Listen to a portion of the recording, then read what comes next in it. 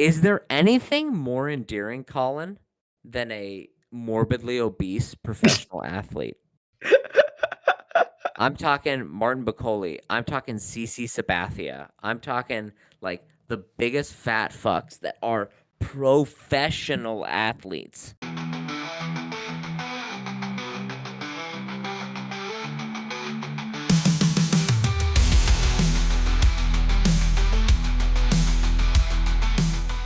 All right, welcome to Two Fight Fans, where we talk about all things in combat sports. I am apparently a lesser fight fan than Stuart.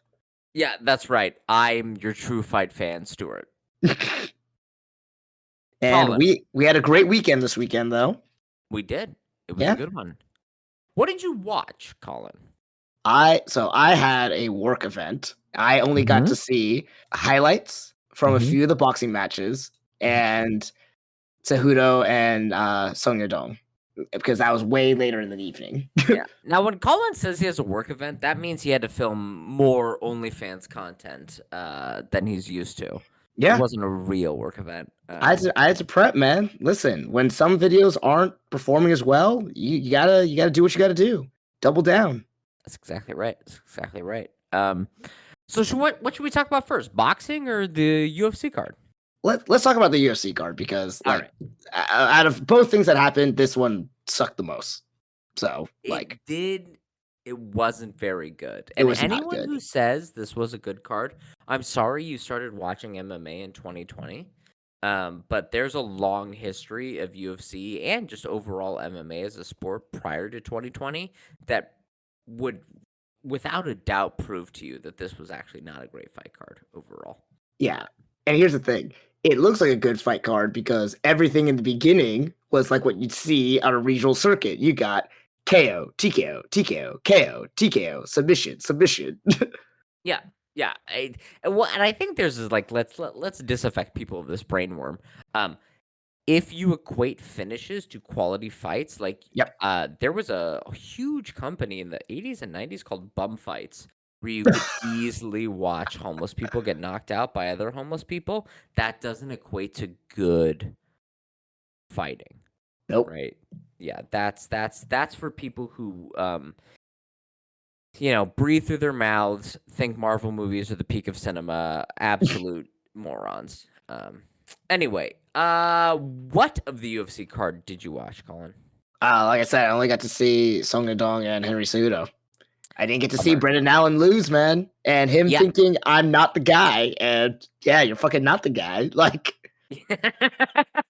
That's exactly right. He is not the guy. Well, three things to highlight. One, no, four things to highlight. One, oh, okay, Rob Font. This is going to be a trend in this UFC card. Rob Font, kind of a dirty fighter. yep. Come out, go to touch gloves, immediately upon the glove touch, would turn it into a jab right into his opponent's face. Oh, No resetting. Kind of a scummy move. I know it's not technically against the rules, but we can all believe you're a douche if you do that. But Rob Font got the win. All right. Blue Jean Silva.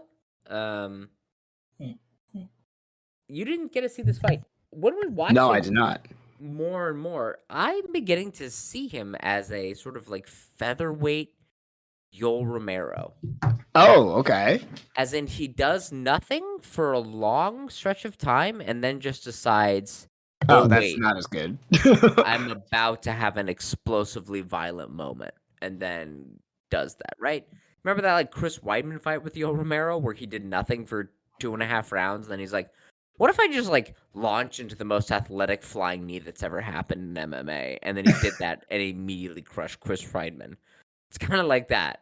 Or like when he fought Lyoto Machida and for 2 rounds let Lyoto Machida outpoint him and did nothing. And then he was like, all right, I'm just going to do a double leg and then pound him out. And then in 7 seconds of doing that, knocked Lyoto Machida out. Like, that's kind of what I'm seeing from Gene Silva. Okay, okay. Even though, so it basically took the whole first 4 minutes for him to do nothing, and then he was like, "All right, here we go." He constantly, like, he was eating jabs or he was, like, checking low kicks. And then he kept, like, doing the, like, oh, let's shake hands. Or he'd, like, nod his head and be like, right on. And they'd high five. And then, like, finally at one point, he was like, all right, cool. And then he just, like, threw the first overhand right of the fight and immediately flatlined the guy. And you're Oh, like, you could have done that before, man. It wasn't like you were getting his timing because it was exactly like every other exchange you had had up until that point. Um, so that's kind of disappointing, but kind of interesting. Yoel Romero was like an interesting fighter when he was at his peak in the middleweight division. So like, be interesting to see how that would work with Diego Lopez or Volkanovski or something. But yeah. I was getting a little Okay. sick and tired of it. I'm like, do something. I know you can kill this guy. And then when he finally tried to kill the guy, he did. And it was like, you could have saved us all a couple of minutes of time, my man. Yeah. Brendan Allen, Anthony Hernandez. Neither one of these dudes are beating DDP. These are not. These Yeah. are not the droids we're looking for, unfortunately. And yeah, it was an okay fight. It was all right. Yeah, they both made a lot of unforced errors, which won't fly with Really? Dricus Duplessis. Um, yeah, and Okay. Brendan Allen lit Anthony Hernandez up on the feet, and I'm like, DDP might not be as slick, but he's almost exactly as slick as Brendan Allen is, but he hits 10 times harder. So this shit ain't gonna work. Um, so I was kind of like, all right, it was an all right fight. It was middleweight. It wasn't terrible. It was all right. Mhm.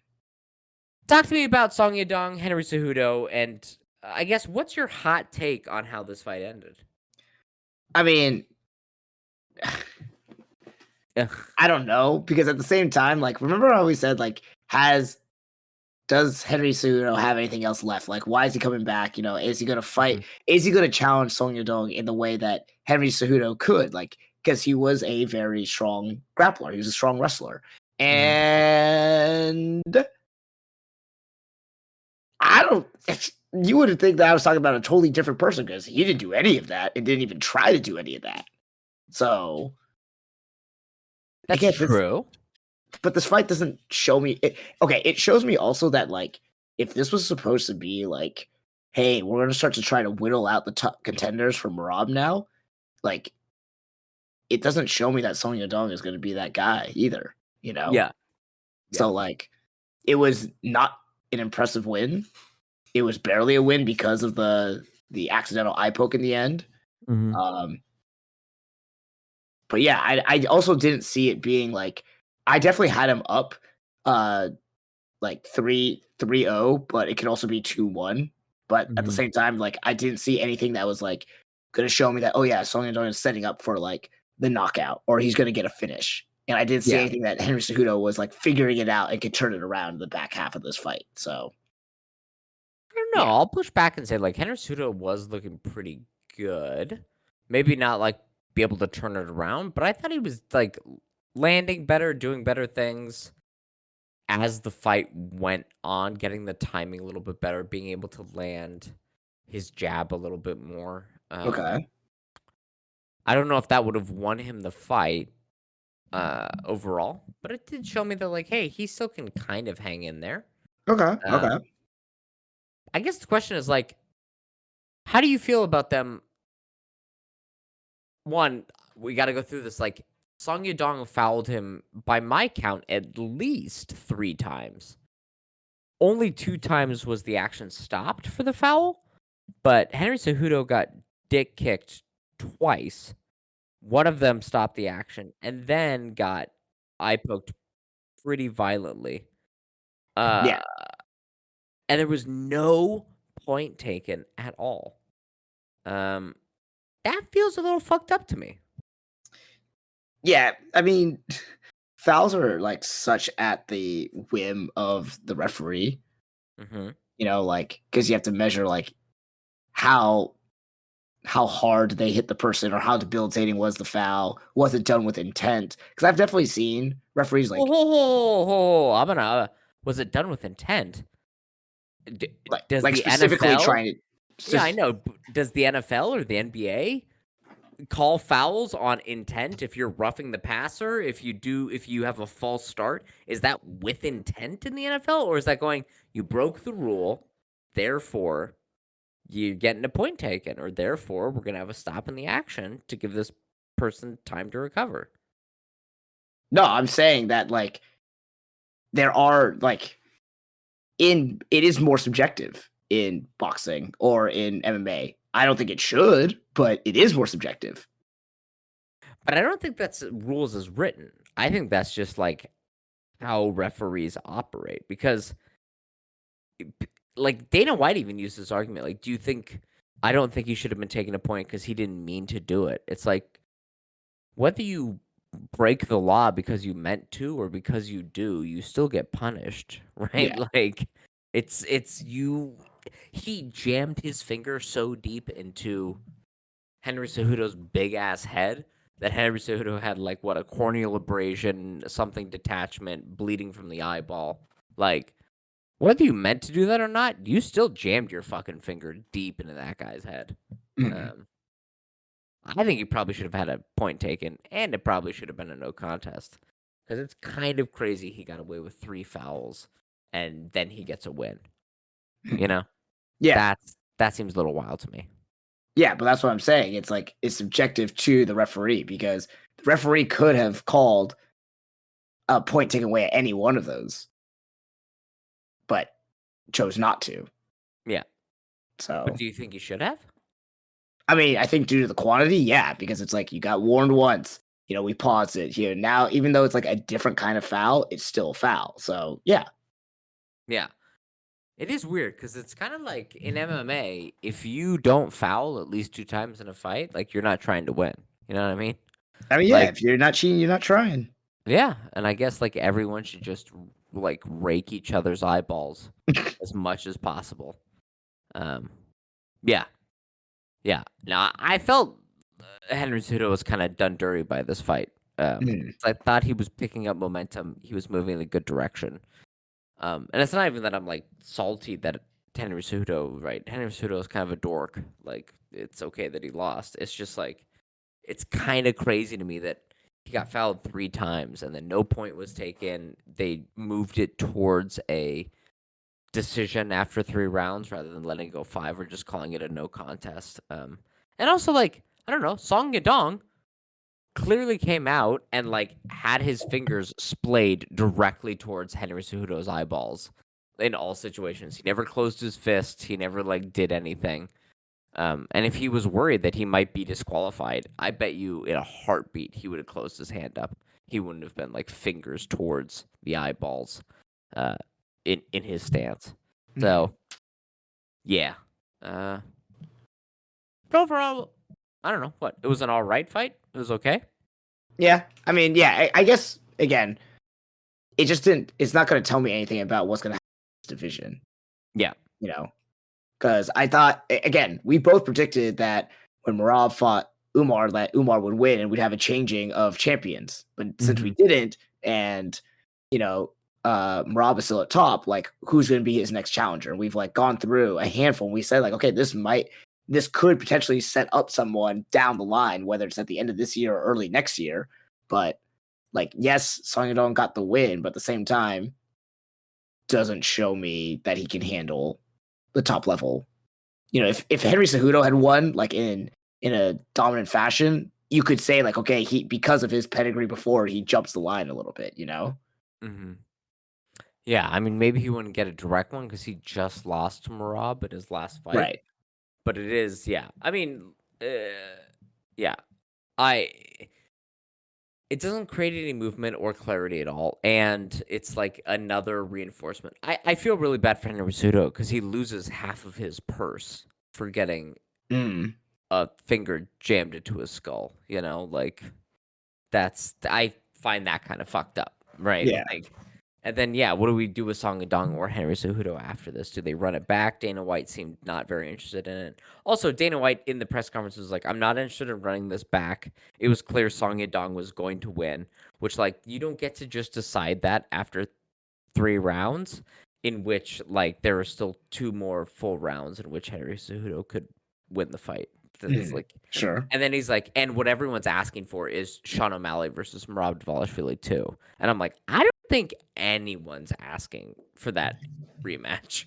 I could see a I lot of like, people saying that. A lot of Sean O'Malley fanboys, because still a lot of them still think that he won. So no, so a bunch of fucking morons? Like, is that yeah, what we're peddling to? I Just mean, a bunch of dumb Zoomers who have got, like, gambling bets on this. Yeah, look at all we've talked about this. Look at all the shit cards they've had and everything. It's Matchups. terrible. It's terrible. Anyway, so yeah. Which is again why I want to go to a ranking format. Yeah, yeah, yeah. Yeah. Well, it's not gonna happen, Colin. Yeah, I We're not know. gonna I have know. AI rankings. It's the sport will continue to disintegrate before our eyes. Um, but that was UFC in Seattle. Anything Yeah. else really to talk about from that card? Not really. No. No. No, no. It was yeah, it wasn't very good. All right, All right. let's talk I boxing. Yes, I want to go over this because this happened during my, OF fans video sprees. So I want to go through the card with you, and I want you to tell me like some major highlights or major things that you took away or that just give me your thoughts on all of it. So do you want to start at the All right, bottom or the top? let's start at the bottom. Let's go The just like the bottom. card did, from the bottom to the top. Okay. All right. Callum Smith in Yeah. his fight. Um Did you see any of this? Uh, no, but I heard it was really fucking Uh, good, right? yeah, dude, this is fight of the night. This is like either Really? Beterbiev, This one's the yeah, fight of the night after all the Beterbiev, other ones you're talking about. yeah, Beterbiev Bivol, like definitely the most skilled fight of the night. But when it comes to high drama and swings in momentum, and like a blood and guts war, this Callum Smith fight is fucking amazing. You should go back and watch Really? the Alright. entirety of it. Well, tell me what happened. Give me a spicy preview. It Callum Smith down. It feels like the first 4 or 5 rounds, rallies back. There's knockdowns. I think did they each score a knockdown against each other? Callum Oh, Smith like really gritting through this, turning it into like kind of a messy fight in the back half. It's it's fight of the night. Big swings of momentum. Callum Smith coming out with the win. It's like we said, like neither one of these guys are ever in boring fights. These are always amazing fights. okay. And it delivered, man. It's fight of the night. Nice. You got to go Alright. watch it in its entirety. Alright, good, good. Big Bang. Big Bang Zhang. Yeah, getting torched to the body. I heard that. I was not familiar with. Is it Ajit or Arjit? I have no idea. Yeah, his opponent. Unfamiliar with his game. His game primarily is just crushing, just rib roasting heavyweights. And that's Oh, exactly what he did against Big Bang Zhang. Big Bang Zhang dropped him and then was finished the following round due to body shots. whoa, what? Yeah, it was great. This guy Arjit, I don't know why his name is escaping me or like the pronunciation of his name. He's got this amazing combination where he throws a rear hand uppercut into a left hand body shot. So uppercut to the face and And then like a hook to the body? yeah, a hook to the body on the left. So he brings the hands up with the uppercut and then right under the elbow, immediately torches you on the left hand side. Alright, that's He pretty was cool. constantly jabbing to the body, constantly throwing combinations and finishing to the body. So like, 2 or 3 punch combination to the head and then finishing to the body. He looked great. He looked great. I mean, like Big Bang Zhang is what, 41 at this point? He's definitely seen better days. Like his athletic prime is definitely past him. But no, I was super impressed. Like I can't tell if this guy can fight higher level heavyweights. Or if he's just kind of like a one trick pony, which is I'm the only heavyweight that consistently goes to the body, and I know how to throw combinations to the body. Uh, but I Is love this body work, so I was like, this is awesome. is this guy like smaller in stature for heavyweight? Because I know like Big Bang is just huge and he does stand pretty upright, and like I don't know if this is just a bad matchup and this Arjit guy, like that's been his whole game and it's just a really bad matchup for Big Bang saying, or did he like craft this specifically for the style that Big Bang has, you know? No, it does seem like he pretty consistently goes to the body. Like that Okay. was what like commentary had been saying. Like so, Big Bang's I see. 6'6" and Ajit is 6'3", 6'4". So like Okay. they're both big boys, you Yeah. know. But Like Big they Bang, both when he strikes, he is like very upright and like utilizes that kind of motion. So it yeah. leaves him open to body shots a lot, I should say. I think like the last 4 fights Ajit has had have the finish has come via TKO body strikes. Wow. Yeah, Okay. like I like that's his that. whole thing is he's just like I hit you in the body and heavyweights haven't figured that out yet. Um, which is like another thing we have to talk about. Like even in this fight, which is like not people really contending for like a major title. The heavyweight division in boxing is so much better than the heavyweight division in the UFC. Because in the Oh, UFC, it's yeah. like Tom Aspinall, Curtis Blades, maybe, and that's it. Yeah, yeah. It what's going on? Why? Why? Why? I don't know. I mean, but heavyweight boxing is like even in its highs and lows, in its lows, it's always been like the standout stalwart division for combat sports. It's always had that allure. Well, it's a prize division, but like, I don't know, dude. Like the Klitschko era, there were not other heavyweights for them to face, really. Like No, there was no talent other but than those two The guys. Klitschko still garnered a lot of fandom and not No, no, yeah, monstrous paydays, but you know. yeah, no, but what I'm saying is like we've got Tyson, we've got Usyk, we've got Wilder, we've got Fury, we've got Joseph Parker, we've got Bakole, we've got Dillian White. Like we have like names where you can go like, hey, any in kind of any era, like these guys could still be stars, and they're like good fighters to watch when they do fight, right? I'm not going like, holy shit, are we really watching, Mm. Justin Tafa versus Dontel Mays in the UFC? Like two guys that look like they're fucking white belts in every martial art they've ever practiced. You know what I mean? Like they look like legit fighters, legit boxers. Okay, Um, okay. well, I'm just like surprised. I'm like, we at least have 10 that I can count on my hand that are decent heavyweight boxers that are like, oh, the skill level is interesting to watch. Mm. Uh, and then I go to the UFC and I go, there are less than 30. There are 29 UFC heavyweights, which means over 50% of all heavyweights in the UFC are in the top 15 rankings. You know what I Yep. mean? Like, Yeah, and that's I did some of not those realize dudes, there are that few. yeah, some of those dudes fucking suck. Like they are not good fighters, right? They're just not good fighters. Like Colin, like I don't know what you're like, but I remember sparring with you, and I'm like, if you were that size and like had the technique that you had, you'd be way better than all these guys, right? Like some of these dudes don't even know how to throw a punch without like throwing themselves off their feet. They don't know Yeah. how to throw a combination without like looking at the floor or closing their eyes. Or like they don't know the basics of like, hey, how do you do a guard pass? How do you do a get up? It's like what's going on there? Why are there 10 good heavyweights in boxing when previously during the Klitschko era there weren't 10 good heavyweights, and yet within MMA there are 3, maybe 4 if you include John Jones, interesting heavyweights to watch in Mm. the entire sport, not just the UFC. I think that would be a good you and me. We should. This will be a future discussion. Like we each come up with our ideas or theories as to why there's such a drought in UFC, MMA heavyweight divisions right now. Yeah, it's I think that'd be good for us to ponder.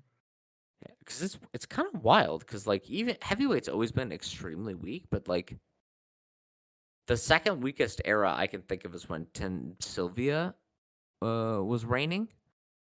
But at the same time, you had Krokop, Nogueira, Fedor in Pride.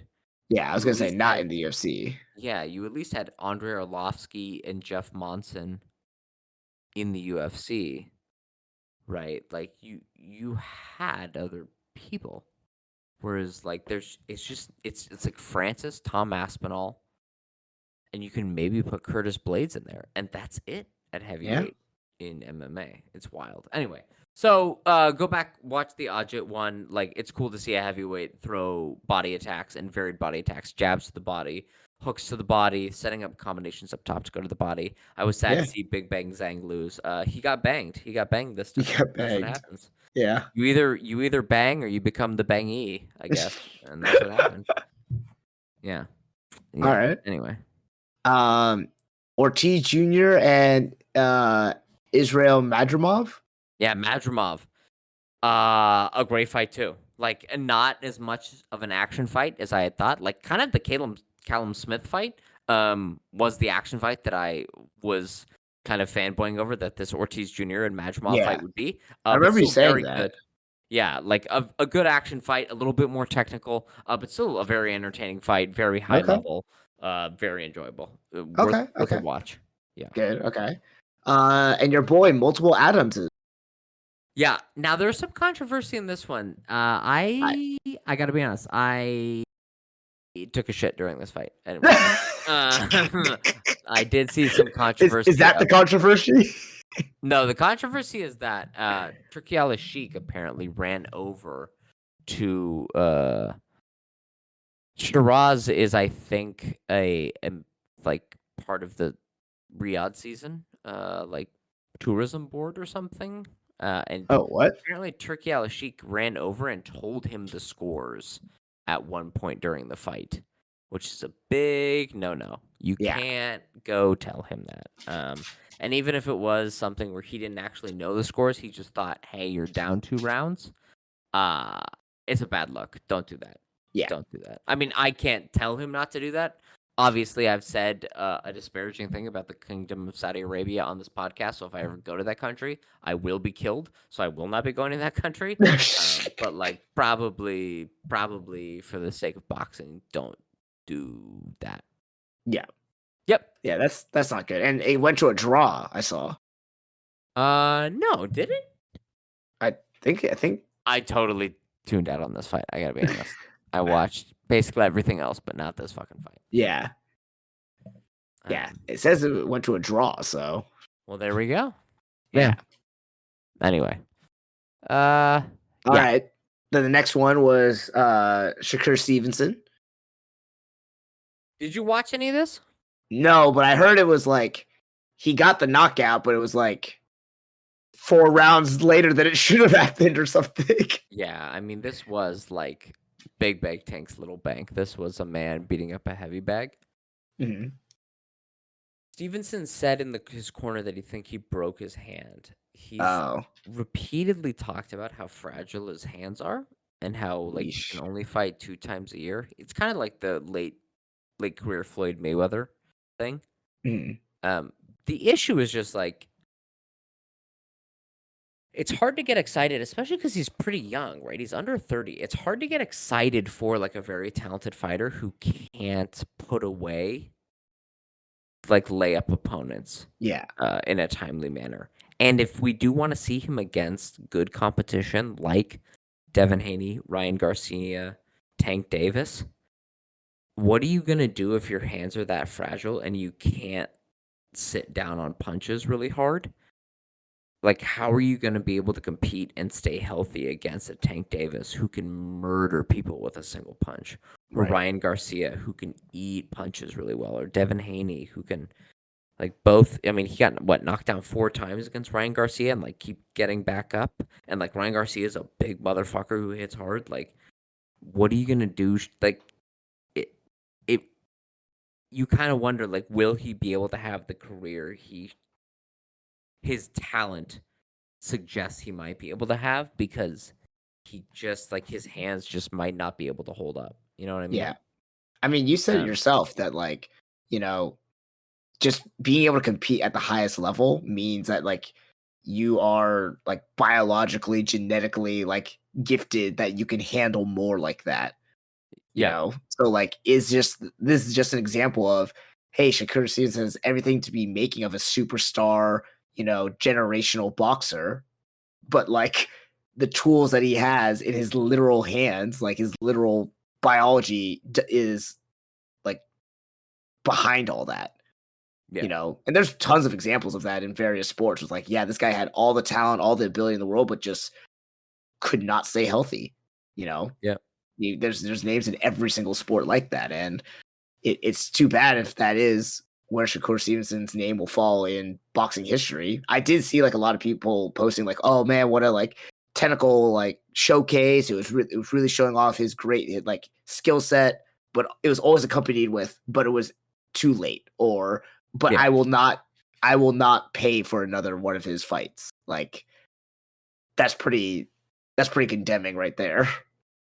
Yeah, I mean, it is this thing of like, it is a bummer that you could have somebody who I think probably skill wise is the most talented in the lightweight division, Mm, but just going like, well, but you just like you said, you don't have the biology to actually hold up to this sport. It's a real shame because I want to reward skill and ability and, precision and technique over everything else. But at some point you go like, if you can't but if it's gonna drag fights on and it can't create dynamic finishes and it doesn't allow you to swing momentum in a certain way, w it is interesting to watch, but, like, at some point it's not gonna be that interesting because I go like, "Great, like, you're very technically skilled, but, like, when are you gonna stop people and people way below your skill level? Because this this poor bastard Padley was so far below when it comes oh, to, like, really? boxing prowess. Yeah, and dude, the guy had heart, and it was, like, cool to see him get back up and keep going, but it was just like I mean, you should have had him put away in, like, 4 rounds, man, and it went on way too long, and, like, what are you gonna do against, like, the other really big hitters in this division? I don't mean just, like, power punchers, like, really skilled guys, people that can really close the gap, because if it takes you this long to put someone away who's, like, leagues behind you, what hope do you have of making it a competitive fight for these other fighters unless you just make it the most boring defensive fight we've ever seen, you know? Oh, man. So it's kinda rough, like Yeah, it's like, this is a pretty, like, down mood on this guy, man, like, damn. yeah, like, he's like, it's this weird thing of where I go like, "Wow, he is really talented." But, like, I mean, it's kinda like what we would say about GSP at the end of his reign, where it's like, "Bro, you're so far ahead of these guys, you gotta be trying to finish them." Like, you gotta Mhm. be trying to finish Dan Hardy, you can't let Dan Hardy go 25 minutes with you because you could do whatever you want. You've never been in danger once in this fight, and then he just couldn't, and you were just like, "I know, man." And whereas that was I think, kind of a mental block with GSP, trying to always mitigate damage. With Shakur Stevenson, it just seems like he's unable to deal damage in Mm, in a big, like, pound for pound way, right? He dealt damage and got the stoppage over a long period of time, but it's very low, like, pea shooter, attritional damage rather than, like, having fucking buckshot that he can rely on in order to take something out. Uh, mhm. yeah. So, I don't know. I don't know. Do you make the Tank Davis fight and just see what we can do with it? But, like, it'd be a shame if he gets in there, breaks his hand instantly, and then he can't throw. Because I mean, that was the thing is I think, like, after the 3rd or 4th round, he couldn't really throw with anything on his right side, and so Oh, he had to boy. use just one side, and he still was schooling this guy with one side, but it's just like, man, if you constantly have that issue and have said that, like, that's been an issue in, like, your past few fights, Yeah. it's a bummer, but it's gonna cut your it's gonna it's gonna cut your career short. So, yeah.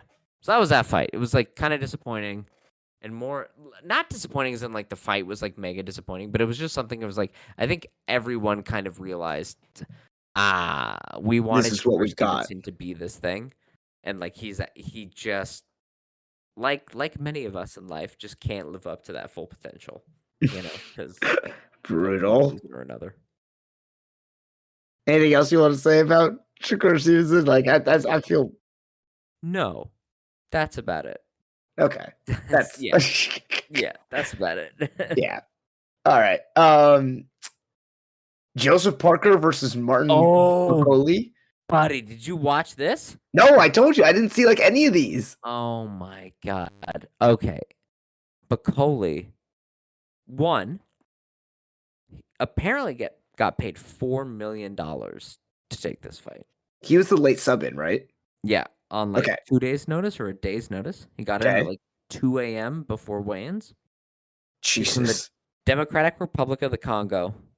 This Okay. big fella came in at 315 pounds. Yo. Is there anything more endearing, Colin, than a morbidly obese professional athlete? I'm talking Martin Bakole. I'm talking CC Sabathia. I'm talking like the biggest fat fucks that are professional athletes. I don't think there's anything better than that. That's I love them. I love them with all my heart, endlessly. Just seeing a big fat guy get up and go like, "I get paid to do a professional sport," and seeing them, I'm like, "This is awesome. This is so cool." All Um, right, all right. yeah, I think less than 48 hours notice. He's from the Democratic Republic of the Congo. Um, like, that's a country very low down on the HDI list of like human development. Mhm. He got 4 million USD for this, so like I'm not mad at that at all. But it's Yeah. clear like he had maybe 5 minutes of cardio max in his body. Oh He's boy. 315 pounds. He got dropped in the second round. It was the first time he got dropped, and his corner just threw in the towel. They were like, "No, we're good. We got the 4 million. We're out. Oh really? It's all good." Yeah, yeah. Um, he did like the stanky leg chicken dance. He did the fall down. Like the fat guy fall down where you fall on your ass and their like legs go up almost 90 degrees above their Uh-huh. head. He did that. And then they waved the fight. His corner was like, "We're all good. We Wow. saw what happened." Um, I was happy for Martin or for Bakole to fucking he got 4 million USD and he just showed up 315 pounds, not a care in the world. Got clobbered in the head, like he's supposed to, and that was that. Yeah, Um, okay. All right. yeah, I feel bad for Joseph Parker because apparently, what is happening now is Daniel Dubois apparently got very sick, and Usyk is still interested in fighting him to reunify all four belts. So it sounds like Dubois and Oh. Usyk will still happen anyway later this year. And I feel bad for Joseph Parker because he was supposed to fight Dubois to see like who is the one who gets to unify with Usyk. And then he goes in there, he gets his assignment, knocks Bakole out in 2 rounds, and now he's like further away from the title than he was going into this fight. You know what I mean? Yeah, Like I do that's feel that bad for sucks. him. Yeah. But dude, a 315-pound man, not because that's his actual size, but because he's about 60 pounds overweight. It's pretty cool to see somebody get the title of professional athlete when they're that big. I'm a big fan of that. That's cool to me. Yeah. So that was that fight. You don't really need to watch it. It is, I guess you could watch the knockdown. Also, but Coley comes out with shorts that definitely look like he just bought triple XL boxer briefs, like the classic, like not even boxer briefs, just boxers, like like the checkered print plaid boxers. Yeah. That yeah, like his shorts just looked like you know triple XL boxers. Oh my god. Yeah, I'm all about that, dude. I'm Yeah. like, this guy's awesome. But yeah, I do feel bad for Joseph Parker. I hope he gets. Maybe he'll get Ajit after this, or Big Bang Zhang, or Deontay Wilder, or somebody worthwhile. Maybe he'll get Anthony Joshua, um, as kind of a consolation prize. I Mhm. hope, overall. But yeah, no, this was more the story of look at this big fat fella come in here and get clobbered in a minute. Um, yeah, that was that fight. Anyway, All now right. we gotta talk about the real one. Did you Yeah, see any of Bivol and Beterbiev? I did. I did. Okay. Of what you saw, what did you think? I thought it was a great fight, and Yes. I was trying to remember. I made the stupid ass mistake. I didn't rewatch their first fight because I remember you and I were split on this. I think Mhm. you had Bivol winning, but I had Better Beef winning. No, I had Beterbiev winning. You had Bivol winning. Oh, okay, is that really how it was? Yeah. Am I Yeah. totally okay? So yeah, okay. Oh yes, yes, yes. Now I remember. I remember our yeah. Okay, yeah, and so but watching this one, it did remind me that like the stylistic matchup between these two and just their personalities, you're always going to get good fights now. Like, Mhm. and people are calling for the rubber match, but I don't know. I feel like Dimitri Bivol has figured it out. Like he just Yeah. seemed like way quicker to the punch. Mhm. Even though he took some of Beterbiev's like good hits, like he was able. It was clear that he learned from the last match and just like was one gear ahead to me. That's what it looked like. Like he was just like in control of the match. Yeah, he had said coming into this that, like, the 2 things that he needed to change from the last fight was he needed better cardio to push, Mhm. and he just needed to, like, do more. He needed to be busier, and that's He exactly how was this played very out. active. Yeah. Yeah, he just was more active, and it looked like his cardio was there to be more active. It did look like he took kind of a break in, like, I think round was it 4 or 5? It looked like Beterbiev was, like, turning the fight and, like, Yeah. "Oh, Yeah. shit. Yeah.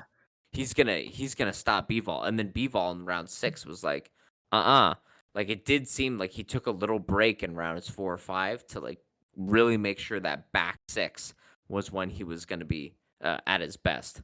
Um, yeah, no, Bivol came out here, and I think you're exactly right. I not necessarily, like, figured it out, but, like, he knows exactly what he needs to do. He knows the exact cadence and tempo he needs to be fighting at. He knows the cardio level he needs to be at. I think you're right. Yeah, it definitely what was interesting is they were the exact same scorecards as the first fight, but just reversed Mhm. towards Bivol. Um, uh, Still like a very closely contested fight overall. Like these guys, yeah, still a phenomenal fight. I think better than their first fight. But I actually normally you would call for a rubber match, but like I think I'm kind of satisfied seeing this. Mhm. I'm good without a rubber match uh, for them Mhm. because Yeah. I'm like we could get one. I'm like what better behave is 40. Yeah. Like 41. yeah, the dude's cardio is not getting any better, right? Right. Like Right. it's as good as it's going to be for his age, right? Like you're a Yeah. 41-year-old man. You shouldn't be fist fighting for a living. Yeah. Um, Yeah. but if you're going to, let's not do it Oh against no, I'm Bivol. sorry. He turned 40 this year. Okay, 40. Like you're 40. Like let's. I still mentioned in seeing Beterbiev against like David Benavidez. Yeah. I think that'd be an amazing fight. Or if Canelo is really still like wanting to come up, Canelo Beterbiev, I'd watch that shit. Oh yeah. Like that'd be the most competitive fight Canelo would ever take. And then yeah, let Bivol fight. Maybe fight Benavidez instead. Like Benavidez against either one of these guys, and then some other big fight like a Canelo or you know if either one of these guys decides they want to move up to cruiserweight, like that that's more enticing to me than rewatching this. Because they're both I thought both of the fights were great, but I really after watching this one, I'm like, I don't know what Beterbiev is gonna do to really change the complexion Right. of the fight the third time, and I'd prefer in the what I imagine has got to be the last year of his career. Mhm. I'd prefer to see him take cooler, funner, sexier fights uh, than the Bivol rubber Re- match. mhm. Yeah. No, that's fair. That's very fair. Yeah, and it is one of those ones where like I don't think it will get better the third time around. I think Yeah. Beefall showed too much evolution, like and Ben Reef doesn't have time on his on his side for this. So Yeah. now for Beefall, which fight are you most excited for? Hypothetically, so I already know you don't want him to get the rubber match, but Dave Benavidez or Canelo Alvarez? Oh, Benavidez by a long Okay, shot. okay. Like Now he thoroughly outclassed Canelo when they fought in what 2019, it was 2020. it pre-COVID? I dude, uh, I don't know, but it was a while ago, and like all I've seen is that Bivol has gotten better, and that Canelo has at best stagnated. Right? Mhm. Like I don't think. Yeah, 2022. Okay, but still 3 years ago, right? Okay, Like yeah. I don't. I think it would be kind of. It's competitive for Canelo, and I guess it would bring the like star appeal, but like I could see Bivol finishing Canelo, you know? Mhm. Um, I'd prefer to see him against David Benavidez, right? Okay. Like, I'd prefer to see him fully, utterly dominate, like, the actual number 1 contender in this division, right? The mandatory for all 4 belts is Benavidez, like, Mm, I wanna see that. Like, somebody that Canelo has routinely ducked because he's supposed to be too hard for Canelo. Like, why it has the name value, but, like, why watch Canelo in the, like, last 3 fights of his career when he's not at his peak, when he couldn't even beat Bivol, when Bivol wasn't even at his peak and Canelo was, like, just coming off of his peak, like, why run that back? right. Okay. Yeah. Yeah. No, I prefer that's fair. I yeah, but Canelo wants it really badly, so, like, that does change it up, and I, like the matchup I'm most interested in of all permutations is Beterbiev versus Benavidez. That's the one I'm like, that Okay. looks like the coolest fight to me. All right. I like that. Um, Now, you pose something as a kind of a not a far out there, but yeah, kind of far out there hypothetical. But if Bivol moved up to cruiserweight mhm. and Usyk went back down, didn't you Uh, say like the winner yeah. of this match going up to face him? Yeah, I would, I'd watch that. I'd watch that. Yeah, because Usyk as well is, like, close to 40, like, Yeah, going back down. I would love to see again, just that would be a great technical thriller, I think, and, like, probably somebody's gonna get finished in that fight, because Usyk is a little bit more hittable than Bivol is, and Beterbiev but he's also so much bigger. Ye I mean, he's not huge, right? Beterbiev He's and like, Bivol both cut down, and, like, Usyk weighs 220 walking around cutting no weight. I don't know. Um, Usyk looks way bigger than Bivol to me. he does look big. Yeah, I don't know. I'd still watch it, especially because Oh like, yeah, Usyk has talked about he wants to do Dubois and then Alex Pereira for his last 2 fights, and I'm like, "No." Like, I get that money, I guess, Usyk, like, I will always stand for Usyk, but I'm like yeah.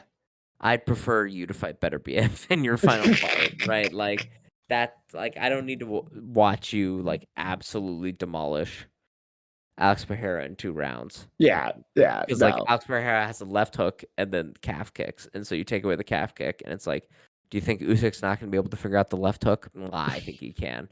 Um, I'd prefer to see the Beterbiev fight. But I do want the Dubois fight. I want him to reunify. Yeah. Yeah. Yeah, and then maybe Beterbiev go back down to cruiserweight and see about fighting there. But I mean, Beterbiev could fight. I mean, he could fight Canelo. He could fight. Especially because I think if he fought Canelo, right? Bivol is such a defensively minded and evasive fighter, whereas Beterbiev is like a really come forward, move downhill, really heavy offense. He might Mm, finish Canelo, which would be more enticing. Or like even fighting Morel, right? Like that would be interesting. I do really think Beterbiev versus Benavidez. There's no belts on the line, which would be the issue, other than Benavidez's interim belts. But I'm like, mm, that's the fight that's most interesting to me because Beterbiev doesn't need to solve for like the footwork and the evasive technique and the defensive savvy of Bivol. He's gonna have Benavidez, who's gonna meet him right in the middle of the ring and stand there and like slug it out. And I'm like, I don't even know if Benavidez could survive slugging it out with Beterbiev. yeah. Um, but I would like to see it. I would like to see it. That would be cool. That would be Yeah. very cool. Yeah. Anyway, so it was a weird weekend of fights, right? We had eye pokes, we had groin kicks, we had big fat men, we had broken hands. We did have still like I think this will go down. I don't know what other fights are happening this year, but like this is an easy pick. Better be of Bivol 2 for fight of the year already. Like already it's definitely going to be considered. Um More so than the Callum Smith fight.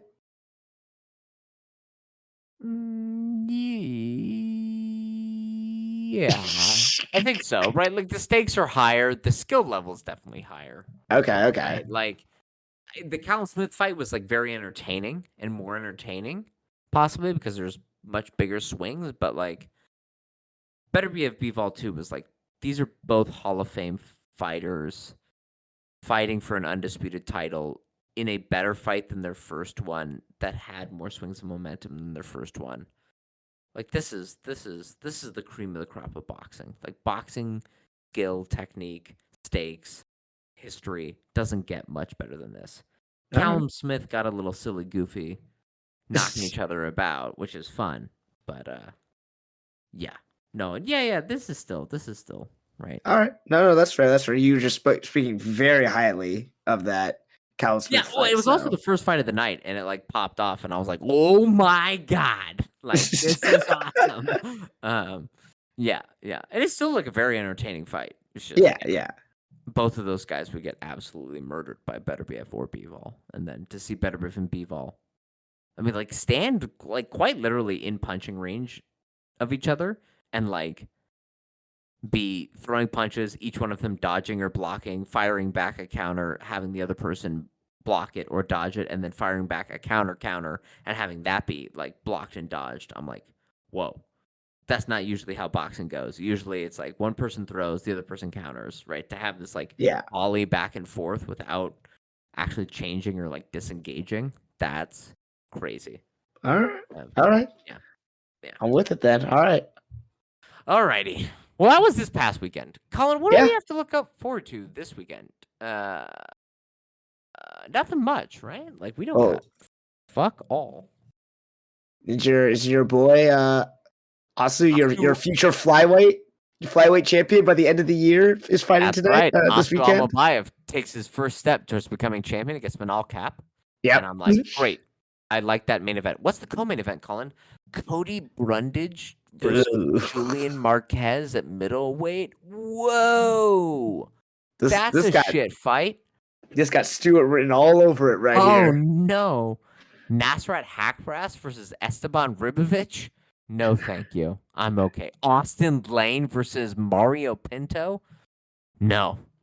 I think we've got JJ Aldrich on this card. There's about 1.5 fights on this upcoming UFC card that's worthwhile watching. Right. It's it's Baby Town Frolic. So we're gonna, I guess, talk about one, maybe two fights on this upcoming episode. But there is another boxing match this coming Oh. weekend, which is Gervonta Tank Davis versus Oh, what? Lamont Roach Jr. for Davis's WBA lightweight title. Oh, God. Oh, it is March now. What the fuck? Yeah, it's about to be March, man. I know. Time creeps forward. The passage, our waiting deaths are there at the end of the tunnel in a yawning, gaping maw.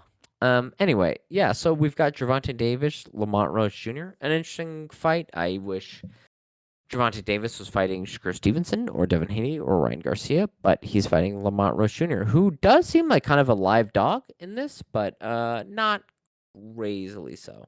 Yeah. So we've got basically two fights, one boxing fight, one MMA fight coming up overall. And then we're looking forward to the UFC 313 with Yeah. Pereira and Ankalaev. Yeah. Yeah. Yeah. Yeah, and we'll talk more about new fight announcements that have also been made. It sounds like Kayla Harrison and Juliana Pena is set. Sounds Oh, like okay. there's a bunch of other MMA title fights that are set. So we'll talk about that in our upcoming episode. But yeah, this weekend, weird weekend of fights. Go watch Better Beef Bivol 2. Go watch Callum Smith. Go watch my big fat boy, Martin Bakole, get absolutely washed by Joseph Parker. It's worthwhile. Yeah. Well, this has been Two Fight Fans Podcast. I'm One Fight Fan Stewart. I'm the other Colin. Martin Bacole's weird ass boxers. We should all buy a pair. All right, everybody. Bye. Bye.